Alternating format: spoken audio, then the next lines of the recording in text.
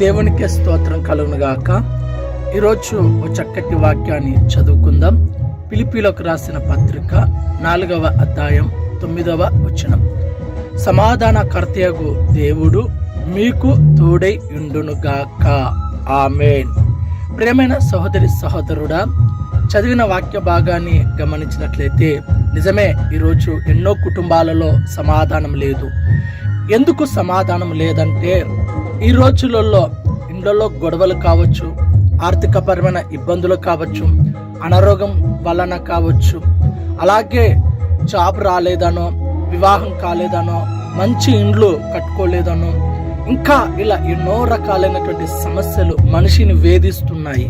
అందుకే ప్రతి ఒక్కరు కూడా సమాధానాన్ని, సంతోషాన్ని కోల్పోతున్నారు. అయితే ఈరోజు దేవుడు నీకు సమాధానాన్ని ఇవ్వబోతున్నాడు, సంతోషాన్ని ఇవ్వబోతున్నాడు. దేవుడు నీకు తోడే